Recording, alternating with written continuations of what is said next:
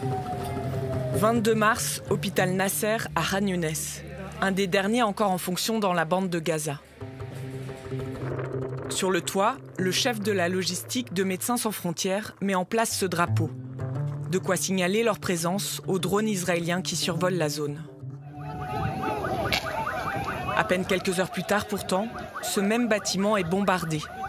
Le service de chirurgie est détruit, plusieurs blessés, 2 morts, dont un membre clé du Hamas, selon l'armée israélienne. L'équipe MSF en sort indemne. Ces derniers mois, d'après l'ONU, la bande de Gaza est devenue l'endroit le plus dangereux du monde pour les travailleurs humanitaires. Parmi eux, Sonam Dreyer-Cornu. Cette infirmière valaisanne est en mission dans l'enclave palestinienne. Pendant 2 mois, elle va nous envoyer des vidéos, sorte de journal de bord en mode selfie. Un document rare, témoin de la dégradation extrême de la situation humanitaire. Si dans les 2-3 semaines qui arrivent, on n'a pas une ouverture des frontières et on n'a pas un cessez-le-feu, le plus rapidement possible, on va se retrouver dans le pire des scénarios où on va être en rupture de tout. Dans un Gaza fermé à tout, son témoignage raconte un territoire et une population au bord de l'effondrement.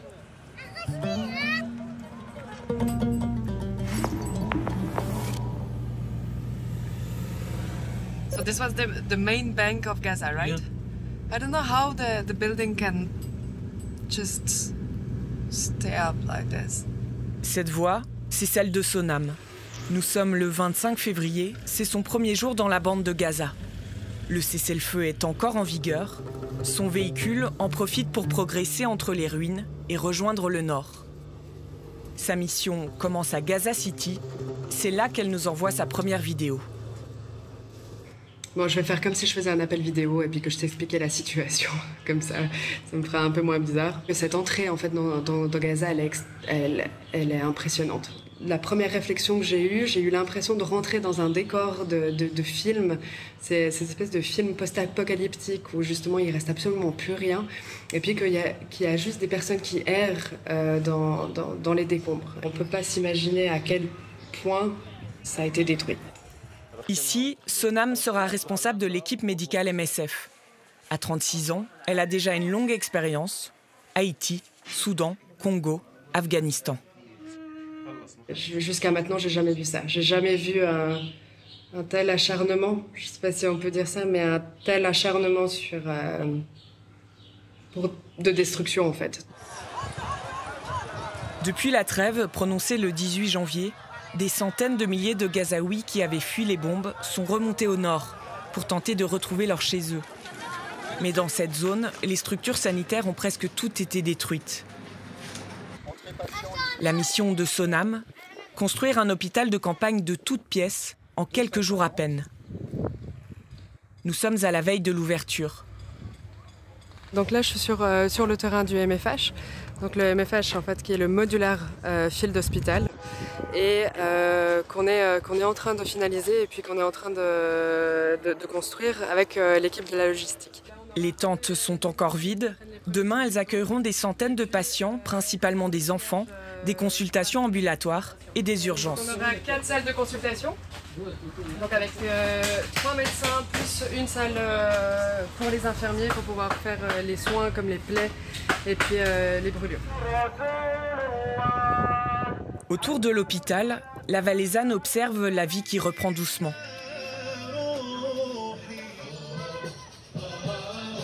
On voyait qu'on était dans une période de cessez-le-feu où il y a une petite reprise, où il y a un petit espoir qui fait que les gens reprennent un petit peu, dans la mesure du possible et comme ils peuvent, leur vie quotidienne, quoi.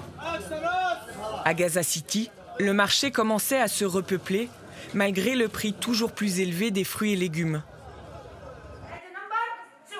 Dans les salles de classe des écoles encore debout, les cours reprenaient. Même les décombres s'animaient pour les célébrations du Ramadan. Mais ces bribes de vie n'ont pas duré. Le 18 mars, après 2 mois de cessez-le-feu, l'armée israélienne rompt la trêve. Elle dénonce l'échec des négociations avec le Hamas pour la libération des otages du 7 octobre. Sonam vit ses premières bombes à Gaza. Donc la nuit du 18, en fait, je pense que tout le monde va s'en rappeler parce que je vais attendre que le drone passe parce qu'il y a énormément de passages de drones et c'est vrai ils sont passablement bruyants. Environ à 2h30 du matin, on a été réveillés par des très gros bombardements. Bien évidemment, ça a réveillé tout le monde. On a été se mettre en sécurité avec les collègues au centre, dans la partie sécurisée de notre maison. Et puis on a attendu que ça passe. Le lendemain, décision est prise. L'endroit est devenu trop dangereux. L'équipe MSF est rapatriée au sud, dans la base d'Al-Mawassi. C'est vrai que ça a été très compliqué de partir. Parce qu'en fait, on quitte nos patients, on quitte nos collègues. Et puis... Et c'est vrai qu'on ne sait pas quand est-ce qu'on va pouvoir revenir, quand est-ce qu'on va pouvoir retourner travailler avec eux. Au sud comme au nord, Israël intensifie ses opérations militaires dans sa quête de démantèlement du Hamas. Diviser le territoire, contrôler des zones stratégiques. Les déplacements forcés de la population deviennent incessants. Sur ces cartes, les ordres d'évacuation transmis par l'armée israélienne. Une fois reçus, les Gazaouis ont entre 15 minutes et 24 heures pour fuir avant l'offensive. Finalement, aucun endroit dans Gaza n'est sécurisé. Et on voit, la population ne sait pas où aller. Beaucoup des collègues m'ont dit que finalement, ils n'avaient plus envie de bouger. Et finalement, pour bouger où ? Et que pour l'instant, ils pouvaient juste espérer de ne pas être dans les zones d'évacuation, mais qu'ils étaient fatigués de bouger, qu'ils étaient fatigués d'essayer de trouver des endroits où finalement, on était en sûreté nulle part. Début avril, Sonam et ses collègues doivent de nouveau évacuer. Direction Deir al-Balah. Cette fois, ils décident carrément de camper dans leur hôpital de terrain. Pour l'instant, c'est la zone en fait qui nous paraît le plus sécurisée. On se retrouve à dormir dans la buanderie et nos bureaux sont dans la salle de stérilisation et on s'est organisé comme ça. Mais même ici, les bombes vont finir par tomber. Après plusieurs jours de silence, Sonam finit par nous envoyer des nouvelles. Elle apparaît particulièrement éprouvée. On était en fait à notre base, dans notre modular field hospital, et il s'avère qu'en fait on a des roquettes qui sont tombées vraiment pas très loin de notre base. On a pris nos affaires et puis on est parti plus loin chez nos collègues d'MSF Belgique qui nous ont accueillis pour la nuit. Là, ça joue vraiment sur le moral, les nerfs et la motivation de tout le monde parce que on voit que le conflit s'intensifie. Depuis la fin de la trêve, l'armée israélienne cible les structures sanitaires qui hébergeraient selon elle des activités du Hamas. Après l'hôpital Nasser au sud, l'hôpital Al-Ali, dernier établissement fonctionnel dans le nord, est bombardé. Désormais un tas de ruines. D'après l'OMS, la quasi-totalité des hôpitaux est aujourd'hui endommagée. La population en fait a peur de se rendre dans ces hôpitaux, même si techniquement en fait ils ne devraient pas être ciblés, même en zone d'évacuation, mais plus personne n'y croit, plus personne ne fait confiance en fait à ça. Donc ça devient de plus en plus problématique quand on pense que dans le nord, où vous avez plus d'1 million de personnes qui sont bloquées en fait dans cette zone, ont accès à peine 5 blocs opératoires. Plus encore que les bombes, ce qui la préoccupe aujourd'hui, c'est le blocus imposé par Israël, officiellement pour forcer le Hamas à libérer les derniers otages de l'attaque du 7 octobre. Depuis plus de 2 mois, plus rien ne rentre dans Gaza. Pénurie de carburant, d'eau, de nourriture, même la farine et le pain viennent à manquer. La famine guette les plus de 2 millions de Gazaouis. L'unique moyen de se nourrir, les tikiyas, sorte de cantine publique, se transforme en scène de cohue. L'utilisation de la faim comme arme de guerre, l'ONU évoque une atteinte grave au droit humanitaire international. Ces derniers jours, dans les hôpitaux encore en service, ces images insoutenables nous parviennent.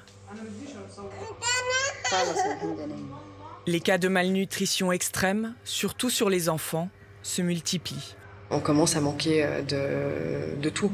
Donc que ce soit au niveau du côté médical, que ce soit au niveau des médicaments, que ce soit au niveau du matériel médical pour faire tourner les hôpitaux. Alors là, ça va faire plusieurs semaines qu'il n'y a plus de viande, qu'il n'y a plus de protéines, il reste quelques légumes. Et l'eau aussi devient de moins en moins accessible. Ces dernières semaines, on commence à être à court de fuel et aussi d'électricité.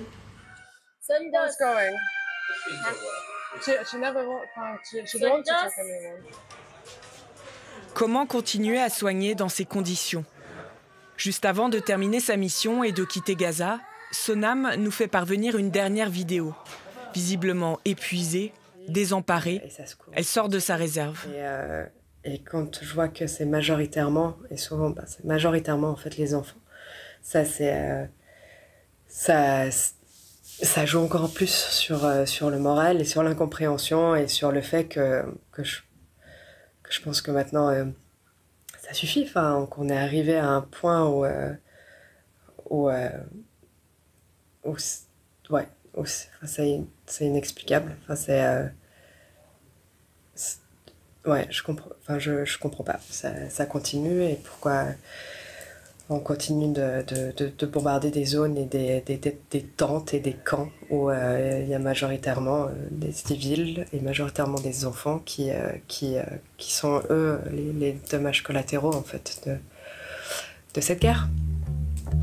Aujourd'hui, la Valaisanne a quitté Gaza, sans savoir ce qu'elle retrouvera, ni qui, si elle revient en mission ici. Lundi, Israël a annoncé une nouvelle offensive militaire. Elle prévoit la conquête totale de la bande de Gaza et un déplacement massif de tous ses habitants.